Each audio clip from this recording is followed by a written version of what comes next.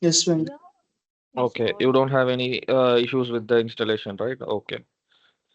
No. So, okay. So I'll share my screen.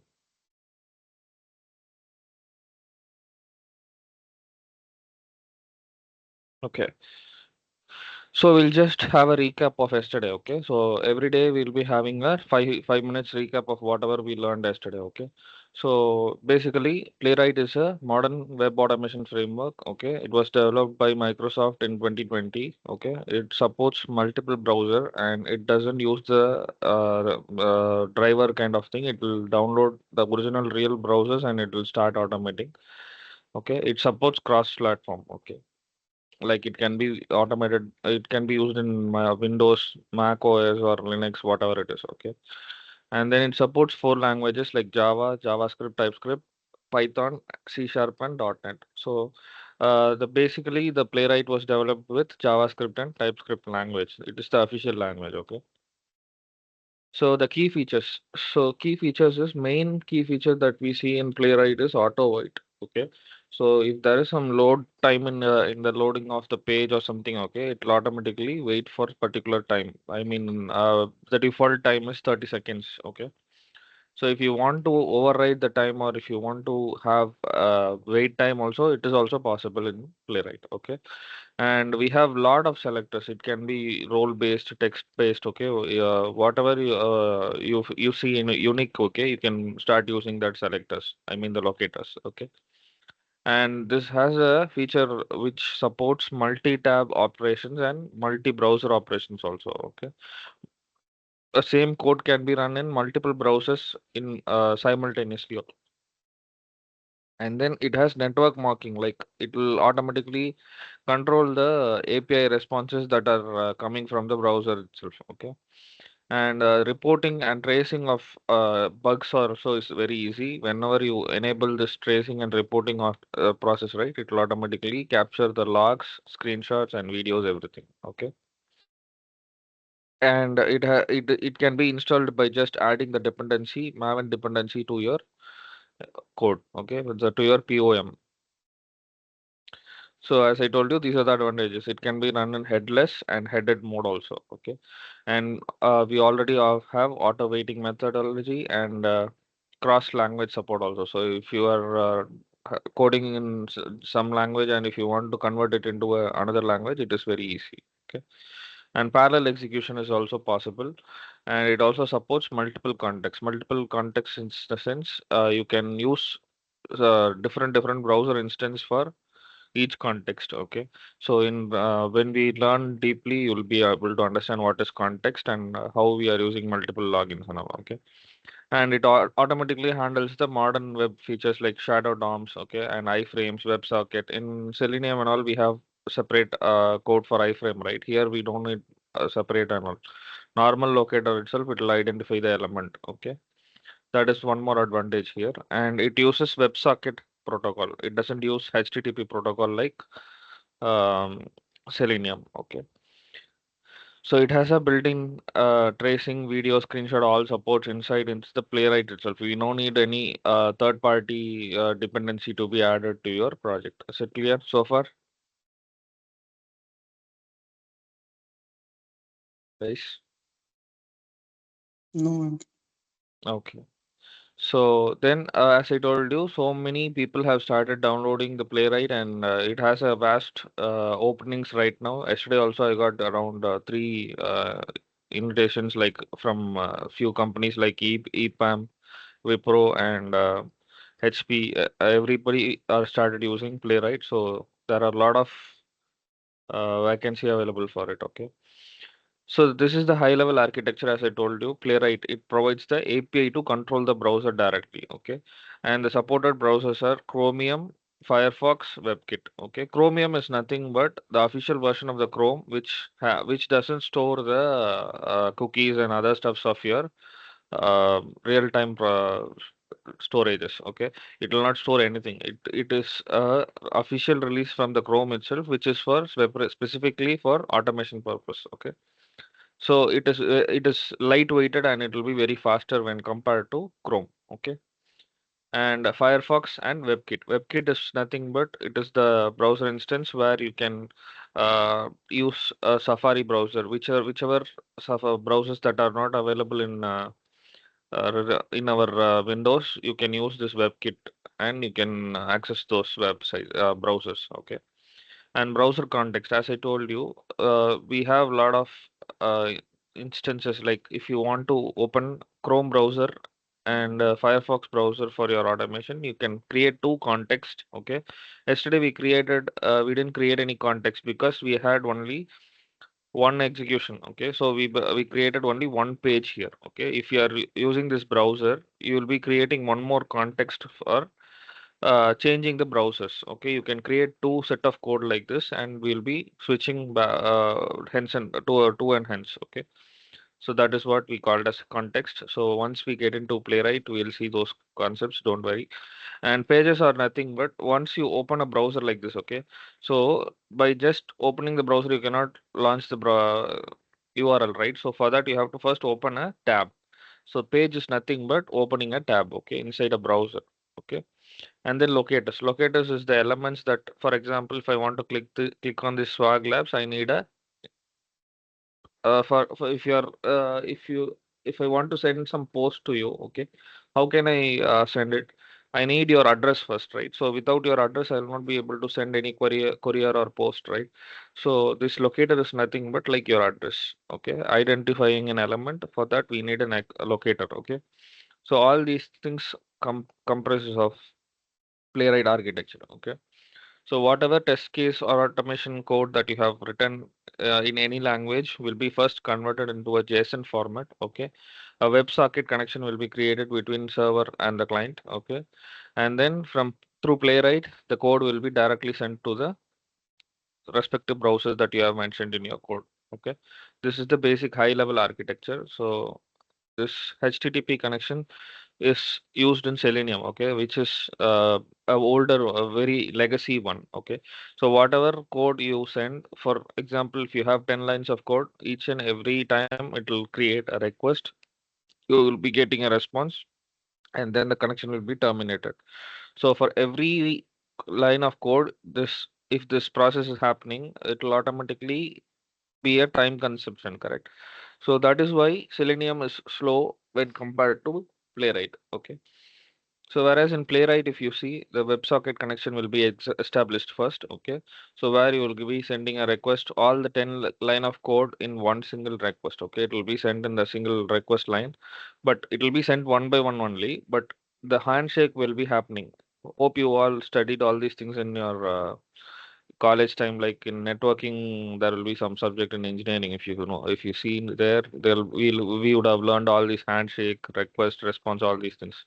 But to be honest, when I studied, right, I don't know whatever what it is actually. But my professor will be coming and he'll be putting all these PPTs on the screen, and I will have no knowledge on it. Just mug up and I will be writing it.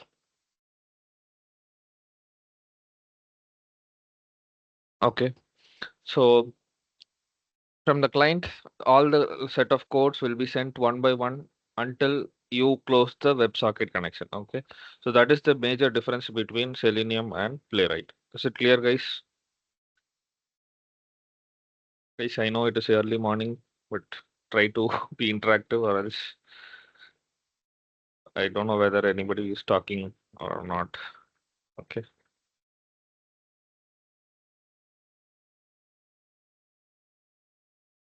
So high level difference between Playwright and Selenium. Okay. So auto waiting will be built in for Playwright, whereas in Selenium it is manually you have to code wherever it is required. Okay. And the browser support is only these three support it. It supports all the major browsers it will be supporting. Okay. For Selenium also it is all major browsers. But it will be having direct drivers downloaded for every browser, and it will be having it. Whereas here it will download the specific three browsers. Within these three browsers, we'll be able to switch all the browsers that are required. Okay, and the speed is fast and more stable when compared to Selenium. Okay, because of the auto wait mechanism. Here, we don't have that auto wait mechanism. So, if you miss to add the thread or sleep or any wait mechanism, it will automatically start failing for each and every step. Okay, and it supports single. It is good for single page apps, and it is required for need workarounds. Okay, installation is very easy, and it is more configuration kind of thing for Selenium. So it has retrace and parallel execution. These are the key features of Playwright. Okay, screenshots and videos. Okay, network interception and mocking. All these things we'll be learning in when we get into depth. Okay. We can do automation with browsers apart from Chromium, Firefox, and Edge as well, Venkat. Yes, Because from the first program we are seeing itself that we can do only with those three browsers now. So any other browser if you want. that's what the other browsers are supported from WebKit. You will not be directly downloading because in Windows we will not be able to have Safari installed, right? Hmm. Safari is specific to Apple Mac supported OS systems, right? So for using Safari browser, you have to use WebKit. Instead of here, I'm using Chrome here, right? Instead of Chromium, I'll be passing WebKit here, and then For inside the launch example, options, if you uh, want to use Edge yeah, you can directly use. directly, we can keep Edge in place of No, no, Chromium. no, no. Inside this Chromium, right? We'll be passing Edge inside that. I'll show you. So different options to open the Chromium browser. Okay, so for opening the Chromium basic open source from the Chrome, right? If you want to use that, you have to use this code. Okay, similarly, if you want to launch the real Chrome, okay, you have to set the path like this. Wherever you have installed the Chrome, you can just set the path inside this executable path, and from here it will automatically launch the real browser, the Chrome browser that you have in your system. Similarly, if you have Edge, you can pass it here like this. For Mac, you have to pass this path, and for Linux, this is the path for Chrome. Okay. Similarly, you can pass it like this also by just setting the set channel, and a lot of things are there. I'll teach all these things when we are getting into this in real time. Okay. For example, if you want to open an Edge browser, you have to pass this MS Edge into the set channel so that it will open from there. Okay. Thanks, Venkat. Okay. So everything, a Okay. lot of options are there. So we'll be learning that in future sessions. So far clear, right? Whatever we learned yesterday,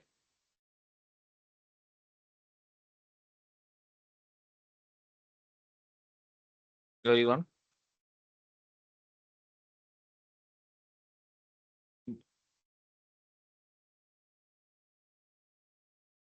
So the basic code that we executed yesterday, right? This is the code. So we have to, I told you, right? We have to start the engine. So Playwright engine has to be declared like this. Okay, this is the default syntax for creating the Playwright. Okay, so Playwright is the class that is related to Playwright, and we have to declare this as a name. Okay, and equal to playwright.create. So this is the starting point. Okay, the explanation is here.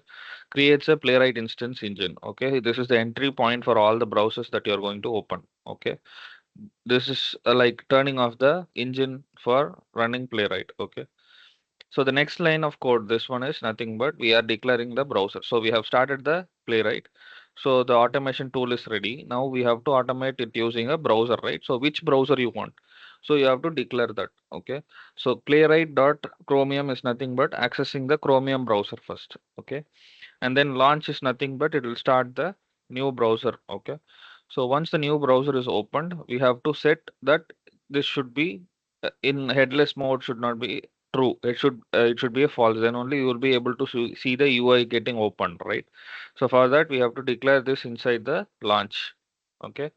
So new browser type, okay, launch option dot headless. So these are syntax you have to remember for sure. Okay. So this line and this line. So two line is over. Okay. Next, the third page is nothing but after opening the browser, you want to open a tab. Then only you will be able to open a URL, right?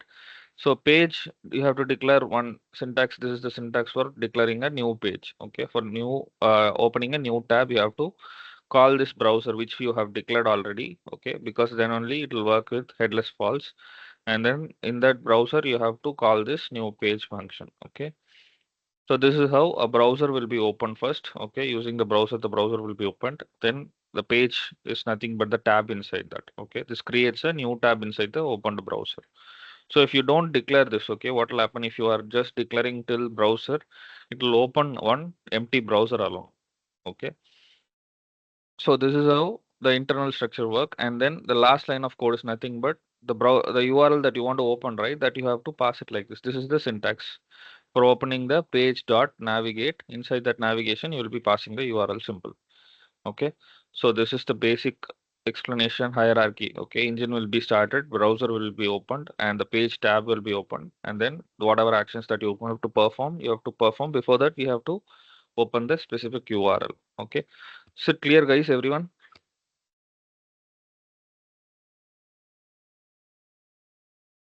Can we move to Java Yes. basics today? Okay. So we need to close two times, like a browser dot close also, then playwright dot close also. Yes. If you see here, if I don't do this right, what will happen? The execution will be still on. Okay. Did you guys notice yesterday I was stopping the execution manually? So, for example, this is the website that we are going to automate, and I haven't used that playwright dot close. Okay. I have just commented it. Okay. So when I do this, the browser will be opened, and even if the execution is done, still this execution will be keep on running. Okay, it has logged in inside this website, but still if you see this execution is on, it's not getting terminated. Can you see the username login, everything has been done, the screen is open, but still this execution is keep running, correct? Can you see? Yeah. So for that we have to tell this one. So playwright dot close, once you give this, now when I execute this, once after the execution it has to stop.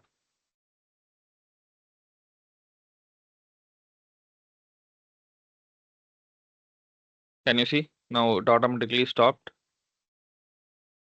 Strange. For you, it get close. For me, the browser never get close. Even putting the pw dot means the playwright dot close also.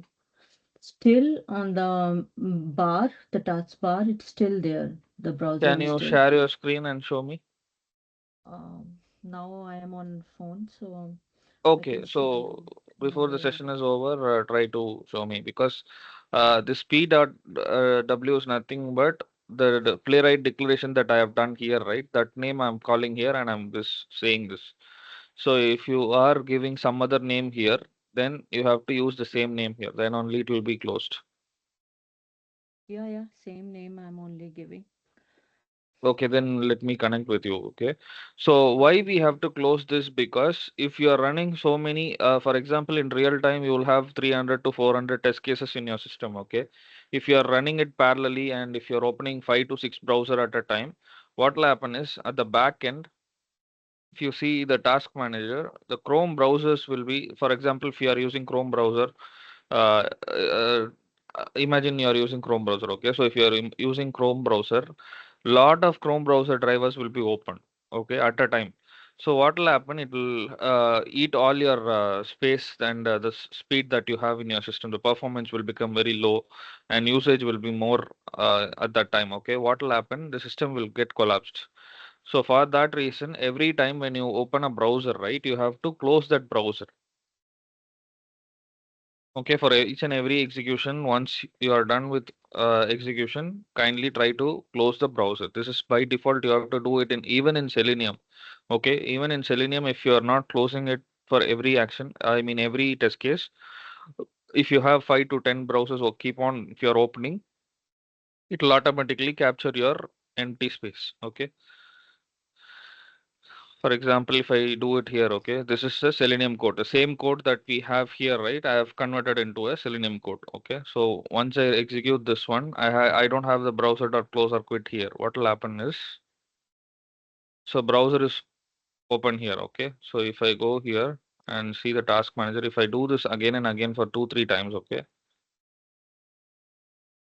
will happen. The existing browser will also be open like this, and it will be keep on opening one more browsers.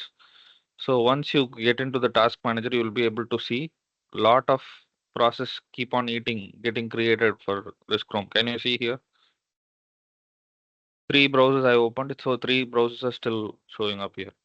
So even if I close, sometimes this process will not be closed. Okay. So that is the reason we have to use this browser.close and playwright.close. Is it clear, everyone? But both we need to use. Actually, what I was doing, browser dot close, and it's not closing. But if I do pw means playwright dot close, it's working. Yeah, So we need to do both, or playwright.close. one is enough. Yes, actually browser.close is for just closing the execution browser that you opened. Whereas playwright.close will stop the execution itself. I told you right in the architecture. So until you close your playwright, it will be keep the WebSocket connection will be open. Okay, so it will be waiting for the next command to be run. Okay. So this is for closing the browser, and this is for closing the whole playwright, the WebSocket connection that you have created. And then page dot close also. We have the option to Page is close. for closing the browser tab. This particular So do tab. we need to add it? No, no, no need. Actually, you're closing the browser directly, right? So obviously it will be closed.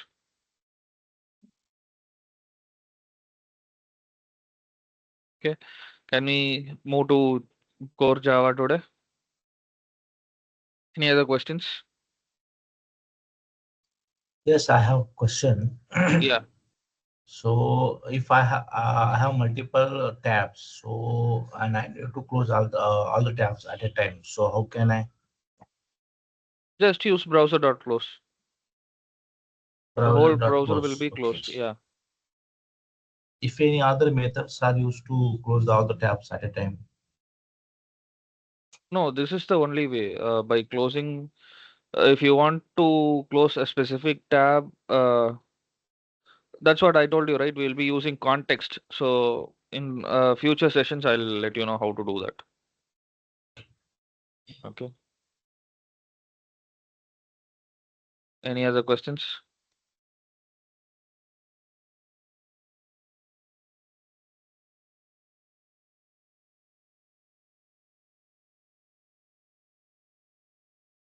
Okay. So now let's get into Java. Okay. So you guys are aware of Java or completely new?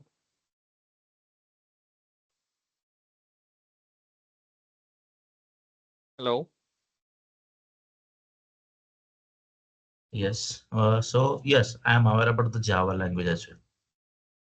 Okay. But still I have to cover it. Okay. So please bear with me. Yes, yes. Yeah. Okay.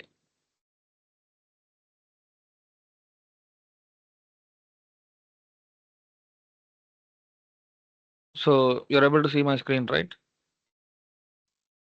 Yes. Okay, so why we are learning Playwright with Java? Okay, so because the job market and it is most widely used in all the companies. Okay, so I have worked in 6 companies so far, and everywhere I have seen Selenium with Java only. Okay, so now they are converting that Java application into Selenium application into a Playwright in most of the companies.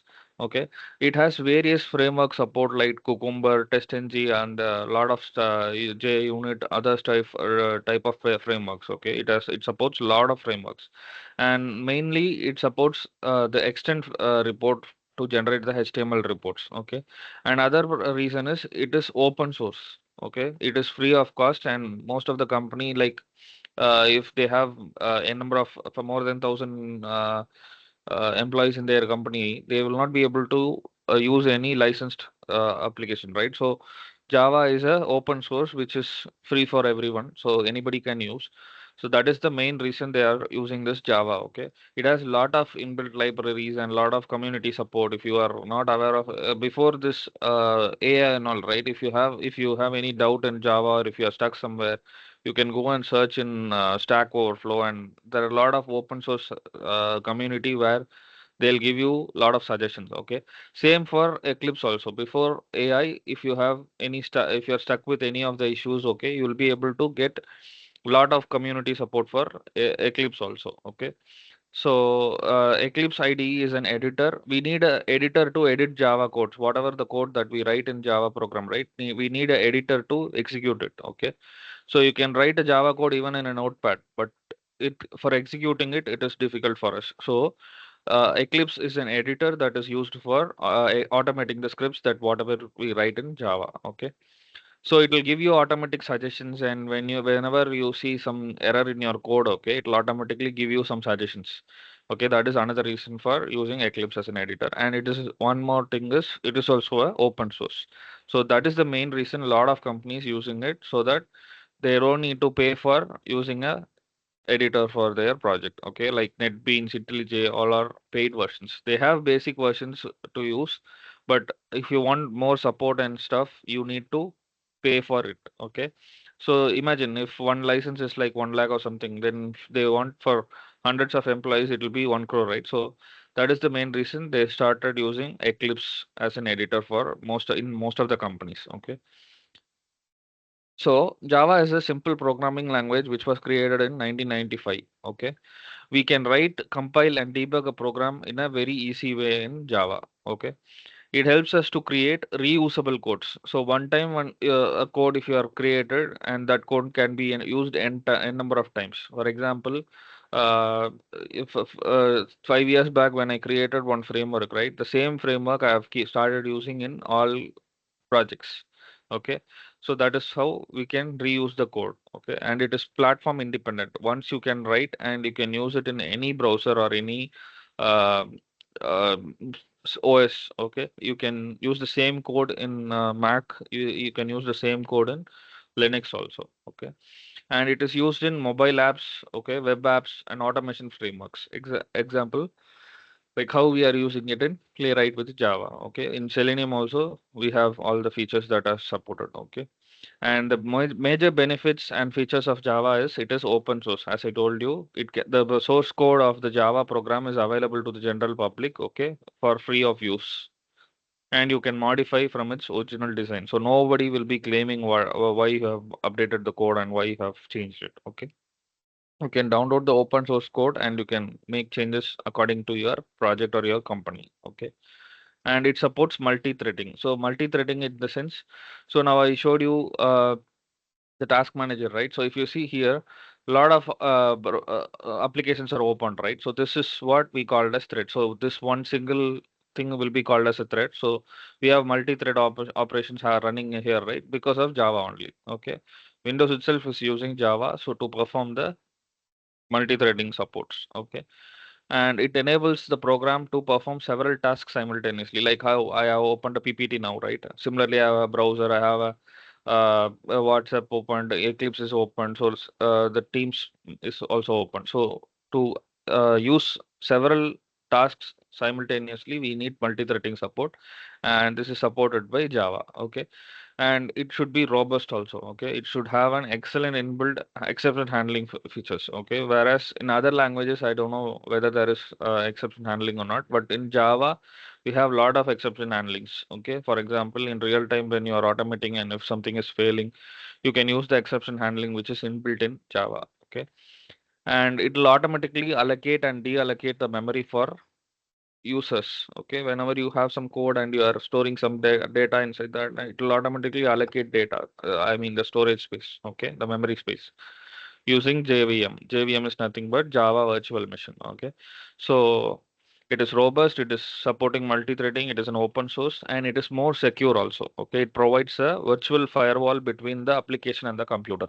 So whenever you are starting a Java code, okay, it will automatically ask you for a pop-up will be opened, like do you want to use the firewall or not? On if you allow it, it will start creating a virtual firewall, so that the authentication will be provided. Without authentication, without authorization, you will not be able to access those codes. Okay, and it is also platform independent. Okay, so whatever code that we write in Java, right, it will be converted into bytecode. Okay, machine understanding code. Okay, we can run the application to any platform like Windows, Mac, Linux, anything. Okay, that are the major features of Java.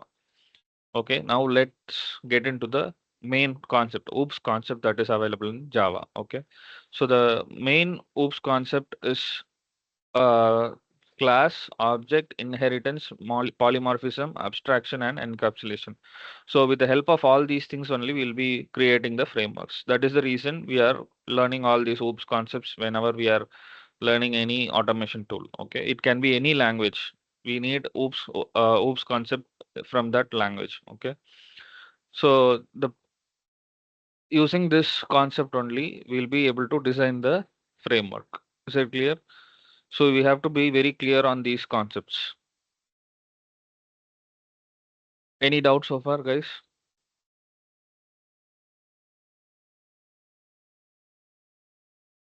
No. Okay, super. So as I told you, Java follows OOPS concept, and the OOPS concept consists of all these things: classes, objects, and inheritance, polymorphism, abstraction, and encapsulation. So going forward, we'll be learning all these concepts one by one. Okay. So then, as I told you, even in this hoops concept, these four are the main pillars: inheritance, okay, polymorphism, encapsulation, abstraction. All these things only we'll be using when creating a framework. Without these concepts, a framework will not be a perfect framework. Okay. So these four OOPS concepts are the main pillars of Java language. Okay. So first of all, what is inheritance? Inheritance is a relationship between classes. Okay, so one class inherits the property of another class. So if you're not clear now, once we start learning inheritance, you'll be able to understand this. Okay, so for example, if there is some code, for example, parent class, there is a class which has lot of code inside that. It can be used in another child class also. Okay, that is called as inheritance. And polymorphism is many forms. Okay, you can all these things by just reading this, you will not be able to understand. So once we get into polymorphism directly, you'll be able to understand that. Okay, so just remember that these four things are very important, like inheritance, polymorphism, encapsulation, and abstraction. These are the main pillars of framework creations. Okay, now let's get into class. Okay, so according to you guys, what is a class in Java? Any idea why we are creating a class? Guys, It's a please be collection of interactive. variables and methods. Super, super. So basically, class is a blueprint. Okay, class is a blueprint or a template. Okay, it defines how something should look or behave. Okay, for example, you are going to create a car. Okay, for that we need a what? We need a blueprint. How it should look. What is the size of the wheel? What is the size of the windows? Okay, all these things we'll have in a blueprint. Okay, similarly, class is also a blueprint. Okay, it is not the actual car, it is the blueprint. It will contain variables like data, okay, methods, whatever actions and behavior that we are going to do, that will be inside the class only, and we'll have constructors. Okay, it does not consume any memory until you create an object from it. Okay, so the basic syntax for creation of a class is, okay, this is what you have to do. Public class, you have to give a class name for it, and then open braces, close braces. Inside that, we'll be having all the methods, objects, variables, whatever you have created, right? That should be inside here. Okay. Any doubts in this?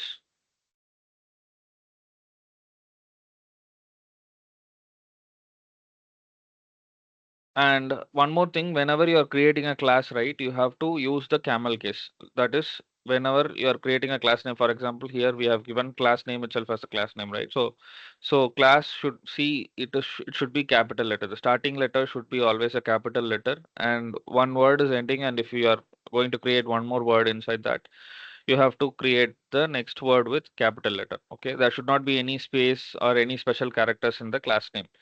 Is it clear? You have to use this. This is the default thing that you have to follow whenever you are creating a class. Is it clear, guys?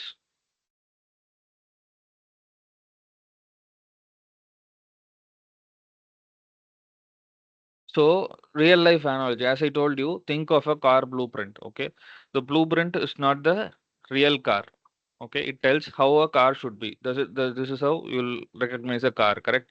It should be having wheels, it should have doors, and it should have a bonnet, it should have a dicky, all these things. Okay, so by based on this only, we are recognizing that it is a car. Similarly, if it is having some a public class, and if it is having some basic things to run a program, then that is called as class. Okay, so this is an example. Okay, for example, we are creating a car itself as a class. So if you see here, the first letter of the class name is starting with a, so I mean capital letter. Okay, so this is how we will be creating a car, I mean the class. Okay, so car class has been created and it has some data stored. Okay, the data that are stored here, and it has a method also inside this. So that is what we mentioned here, right? It will have the variables, data, and methods and constructors. So these all these things together will be called as a class.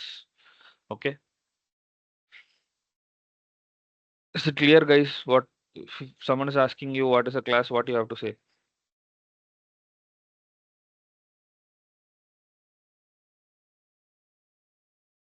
Yes, Hello. Venkat. Yes, Venkat.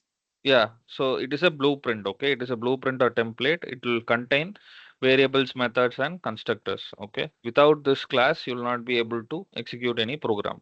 So this class is very main, okay? Without designing, you will not be able to use the car, right? You will not be able to create a car, manufacture a car. So first thing is design. Similarly, here you have to create a class, then only able to do other stuffs inside the code, okay? So what is an object? Okay, object is an instance of a class. Okay, there can be multiple instance of a class in a program. Okay, so an object in OOPS is nothing but a self-contained component which consists of methods and properties. Okay, it has state and behavior methods. So for example, this is the syntax. So if you want to create an object for a class, so if you see here, we have created a class. Okay, so if you want to create an object for this specific class and you want to use something that is available in this class, okay, this is the syntax. You have to create the, you have to give the class name first. Okay, and then you have to declare one object name. Equal to symbol will be used for assigning something. Okay, and then new is a keyword that is already available in Java. Okay, you have to tell that this new car is declared with this object. Okay, then by calling this my car, you can access whatever that is available inside this car class. Okay, so an object is the real thing that is created from a class. As I told you, class is just a blueprint. Okay, whenever you are creating an object only, it will create a memory to the class itself. Okay, so as I told you in real life analogy, a real car you drive is an object created from the blueprint. Okay, so whatever you store inside the class that has to be accessed, then you have to use a object. Is it clear? So when we create a class, then the memory is not getting created. When we create Yes. an object of the class, then the memory is going to create. Yes, only when you create an object for a specific class, then only the memory will be allocated. Because with just this blueprint, nothing is going to work, right? By just creating a class car without having any data inside this, and if you don't have any object inside this, what will happen? It will be just a empty space, correct? There will be nothing stored. So only when you create an object for a class, a memory will be allocated. Okay. So this is the syntax for the object. So you have to give the class name. What class name you have created? Exactly the same name. Okay. If you are creating the class name in capital letter and if you're trying with small letter, it will not be created. It will throw an error. Okay. So you have to give one variable to call it. Okay. I mean to store the value. So that then you have to use this new keyword and then this class. Okay. So far clear, Is guys? it an object or a reference variable? Which one? I didn't get it in the previous. So what we call this reference variable or a object? Reference variable also you can say the on the whole this is an object. Okay, so creation of this is for creating an object. So reference variable is any name that you can give to call that object. So this is the object, whatever you declare from this side, right? That is the object. So for calling this object we need a reference variable. For example, you are in a classroom and to identify you I have to know your name, right? So that is what this one is. Okay, so new class name is a object. Yes. Okay, okay.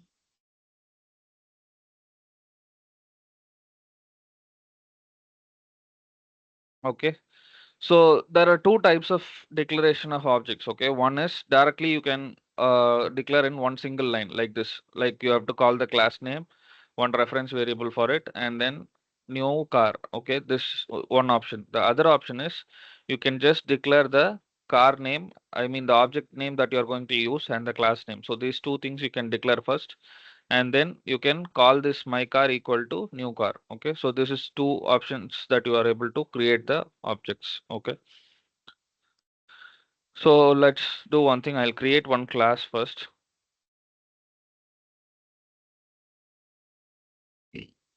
So first of all, I'll create one package. Okay, so whenever you are going to create something inside in your framework, okay, so inside this src main java, create one new. Okay, inside that new, click on this package. Okay, so the package name should always start with small letter. Okay, so inside that package only we have to create the class. Okay, the class name should be, as I told you, it should be in camel case. Okay, car test. Okay, this is the first line of first thing we are going to create. Okay, so for this is the class. Now we have created a class, correct?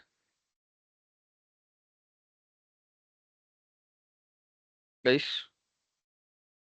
are you getting it? We have created a class. Okay, so whenever we are creating a class, okay, we need a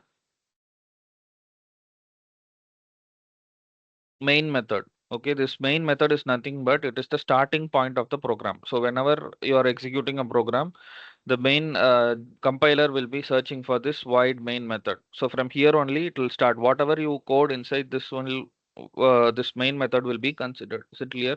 So first of all, you have to create that main method. Okay. So we have two options. Like whenever you are creating a new class, at that time, if you see here, there is a checkbox. Okay. If you click on this checkbox, this public static void main program, this line of code will be automatically added here. Okay, if it is not there, then you have to type main. Okay, main, and then control space. This is the shortcut. When you click on control and space, you'll be able to see this main method showing here. Okay, this is the suggestions as I told you. So in Eclipse, it will give you some suggestions I told, right? So whenever you are typing something and if you click on control and space in the in the Eclipse editor, you will be able to get the exact code like this. Okay. Make note of this if you're not aware of this already. So you have to write this set of code. Just type main, okay, control and space. Together you have to press. So once you do that, you'll be able to see this kind of thing. So we can have only one control void main method in the class. Okay. So if I have two, it is automatically throwing an error. So these are the suggestions. Okay. Is it clear, guys? So once I'm removing it, the error will go off. Okay, so now I have created a class and I have opened a main method inside that. Okay, now let us create one object for this class. Okay, so here I was creating a class called car. So I have used car as the name.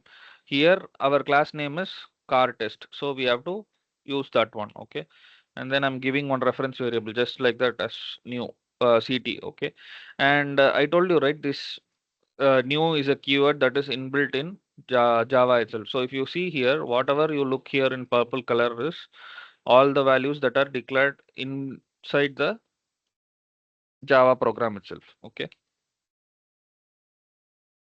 So now we have created an object. Okay. So using this object, if we have anything declared here, okay. For example, I'm storing some value, string value. Okay. String text equal to.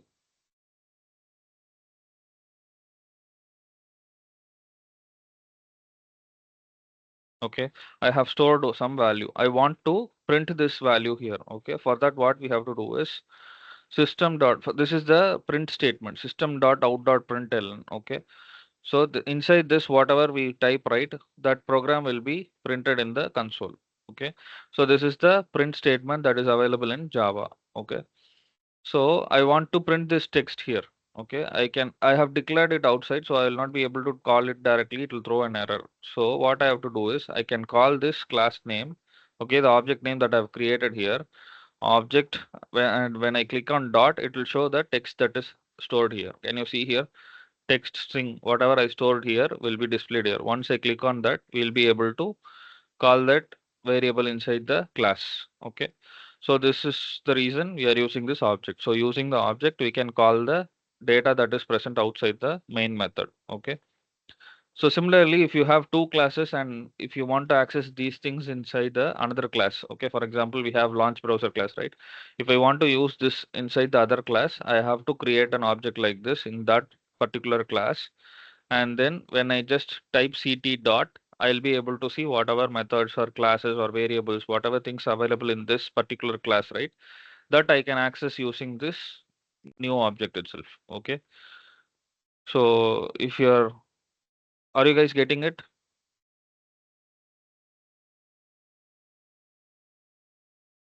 Hello.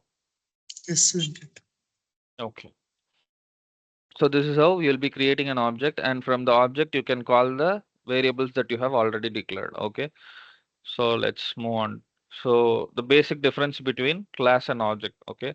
Class is a blueprint. As I told you, there will be nothing inside. By just creating a class, you cannot execute the program. Nothing will be there. No memory will be allocated. Okay. It just defines the properties that are declared inside that. If you are just declaring this one, and if you don't have main method, okay, what will happen? Nothing will be stored here. Okay, memory will not be allocated. You will not be even executing the program. So for example, if I remove this line of code, even if I try to run this as program, it will show run configurations only. It will not show you Java program. Whereas after this main method, when I click on this run as, it will show you Java application. So without main method, you will not be able to run anything inside the class. Okay. So one class can have many objects. Okay. And example is car. Okay, this is the basics of class, and the object is a real thing. Okay, without object you will not be able to create a memory. So once you create an object, memory will be allocated. Okay, it will be having the actual values. For example, here we created an object and then only we are able to call the text that we have created here, and it is getting printed here. Okay, without this object will not be able to do anything. Okay, and one object belongs to one class only. Here we have many objects. We can create n number of objects inside the class, but once you create one object to one class, that can be used for every classes. Okay. So the example is Swift car. Okay. So you are creating one car design, you are creating an object for that car design, and from there you are using it to another class also. Okay. So one class can be used for a number of, sorry, one object can be used in a number of classes. Okay. So in automation, why objects and classes are important? Okay. So why it is important is because in real time, lot of companies will be having page object model in their project. Okay. So without different classes, for example, you have a login page in your website, you will have a home page, you will have a product page. If you are, for example, you are taking a e-commerce website. Okay. In that e-commerce website, you will be having these many pages, right? So in real time, we'll be creating separate pages for all the, I mean, separate classes for each and every page. Okay. So the locators and all the other stuffs related to login page will be put into this class. Okay. So then home page details, all those things, stuffs related to home page will be put into this home page class. So that is the reason we are creating classes. Okay. Is it clear? In real time automation, we'll be doing all these things. Is it clear, guys? Why we are creating a class? If someone is asking, you have to say this. Okay. In real time, we will be having page object models, right? So for every specific pages, we need a specific class related to that. So that is why we have created page object, I mean the classes are being used. Okay. So even if you are not understanding this now, when we are learning play framework, right, at that time you will be able to recollect this, why why I have said all these things. Okay. If you have already worked in Selenium, then you will be aware of this. If not, then don't worry, we will be learning it in future. Okay. So whenever we are creating an object, right? Why we are object using the creation of objects in real time, as I told you. So you have created a login page. Okay. but I have to use this login page data, whatever the details that I have inside this login page, I have to use it in test class or somewhere else. Okay, for that, what we'll do, we'll use this class name. Okay, like this, we'll be using the class name and we'll give one reference variable, the object name to it. Okay, and then the object will be declared like this. So once you do this by just calling this reference variable, you'll be able to call all the methods available inside this specific class. Okay. So that is the reason we are learning objects. Okay. So objects will be used in most of the base test, and we will have lot of classes in our frameworks. Okay. In that we want to use all the classes, right? So for that we'll be using the objects. Okay. First we'll be creating objects inside the base test, utilities, reporters, whatever code that we are pages that we are going to create will be using the objects for each and every page that we create. Okay, that is the reason for classes and objects usage in the automation. Okay, so as I told you, to create a class you have to create one object like this. We created, right? So this is the class name and this is how it should look. So if you see here, we'll have variables and methods inside that. Similarly, for creation of an object, we have created a main class, and inside that main class a student. So already we have created this class, right? I wanted to access this study and these the variables inside the another class. Okay, for that purpose I'm using this class name as the class name here and creating one object. Okay, so using this object creation, I can able to call this name. Can you see? I've called the name, and age also I have called here, and the method that is available in this student class, I'm using it here. Okay. This are you able to understand, guys, why we are creating a class, why we are creating an object, how to access data from the another class? Is it clear or confusing? Hello. Yes, clear. Okay.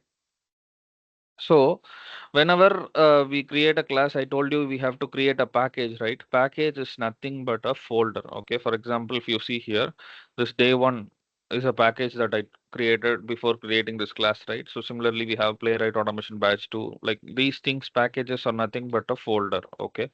It is used to store the code in a folder structure. Okay. So package name should always start with lowercase. As I told you, in capital letter it should start for class name, right? So similarly for package names, it should be always lowercase. Okay.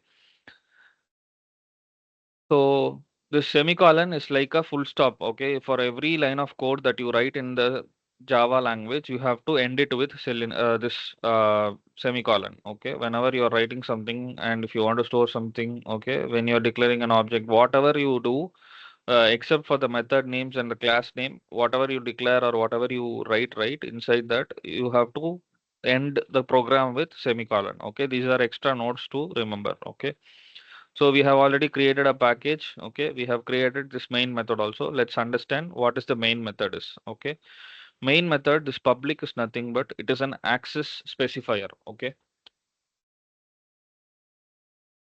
so we'll have four kind of access specifier. All these things we'll learn in future sessions.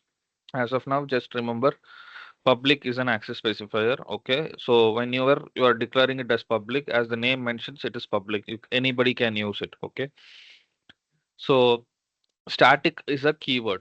Okay, whenever you are creating a Java class and if you are going to execute that program, the Java JVM machine, okay, Java virtual machine will start executing the program from this main method only. Okay, if you don't declare this main method, you will not be able to execute this program at all. Okay, keep that in mind. Okay, so the static is a keyword that is default by default declared in Java so that this main method cannot be changed. Okay, static is a keyword which defines that this main method should not be changed. Okay, and then void is nothing but the return type. Whenever we are executing anything, there will be a return type to that method. Okay, so this method will not return anything, so it will always be void. Okay, this is a syntax you have to remember for sure. Okay, without remembering this, without knowing this code, you will not be able to execute it. Okay, and main is nothing but the method name. Okay, so whenever you declare this main, from here only the code will be starting. So string of arguments is a array type that is mentioned for string here. Okay, So this is a basic line of code you have to remember for executing a program. Okay. So simple. So whenever you are learning a programming language, always in every programming language, they will ask you to print this hello world program. Okay. So by default here also we have the same.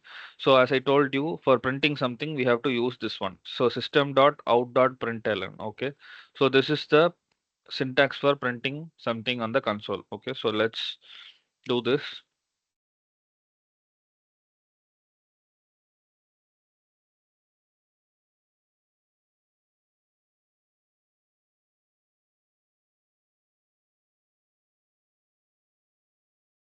So we have created a class, okay? We have created an object. First step is we have to create a package, okay? Inside that package, we have to have a class. The package name should be always in small letter and class name should be in camel case, okay? So inside that, we have to have a main method for sure. For creating main method, we have to type main and then click on control space so that the main method will be automatically created like this and system.out.println. Okay, this is for printing a statement on the console. So now I will execute this program, run as Java program. Okay, once I do this, I'll be able to see hello world. Whatever we print here, right, it will be printed on the console. Okay, we have two types of print methods. One is print and other one is println. Okay, print method will be printing the results in the same line. Okay, it will not move to the next line. So if you want to print the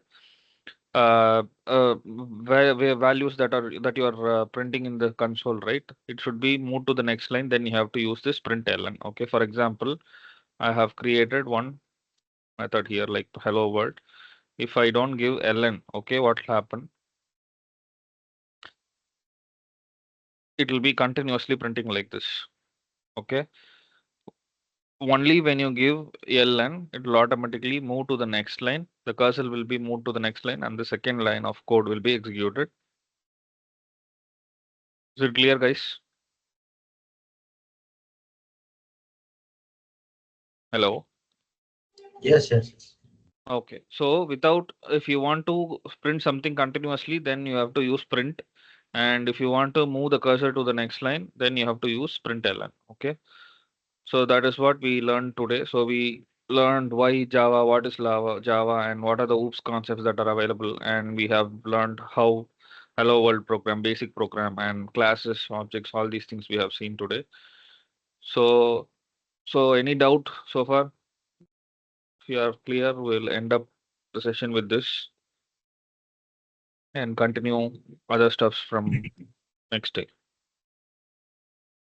Okay, I have an Dhanyawana. assignment for you guys. Okay, I want you guys to create a class. Okay, inside the class, try to create a main method. Okay, in the main method, you have to print some hello world program kind of thing. Some text you have to print inside that. Okay, so in the next session, I want you guys to post whatever you do it, just post in the WhatsApp group. So starting, even if you're aware of Java, don't think that why should I do this? Is this all these things I already know? Don't do like that. Start doing it slowly, one by daily. If you are doing it, it will become a practice, so that when we get into deeper programs, you will be able to continue it. Okay.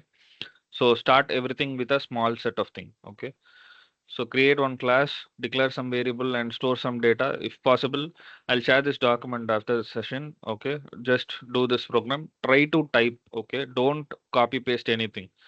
Okay. So in real time, what will happen if you're just copy pasting the codes, okay, in real time when you're going for an interview, which has happened to me itself, okay, in real time, 2 weeks back when I went for an automation interview, I was like confused. I have learned a lot of things, right? Like Selenium, Playwright, everything got clumsy into my mind. And as I have started using AIs, right?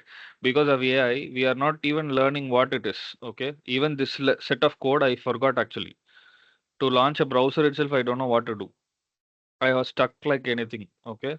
Because in Selenium, Playwright, it is different. Okay. Only when you start typing or only when you're writing it, you will get stored all these things in your mind. Okay, don't copy paste any code. Try to type each and every line. Okay, so for example here we'll be doing in Selenium, we'll be creating a web driver, all these things we'll do. For almost 6 7 years I have worked in Selenium. But last 3 years only I have working on this Playwright, right? So these two things got confused when I was in an interview time. Okay. So I request you guys to understand each and everything. For you have to remember in a simple way. Okay, for Playwright, you can have it this first three letters like this: P B P for remembrance. Okay, P B P. You have to keep it in your mind so that first thing is P is nothing but Playwright creation. Okay, and B is nothing but browser initialization, and then page is the tab that we are going to open. So these three things of line of code is very important when you are going for an interview or even if you are working on a Playwright. Okay. Similarly, in where here we'll be declaring only the driver and directly we'll be maximizing and we'll be directing. So don't get confused with these two things. So I request you guys to write everything and try from day one. Okay. Is it clear, everyone? And one more thing, guys, we are just 4 or 5 people in the session. Try to be interactive, okay? Or else it will be very boring for you guys itself.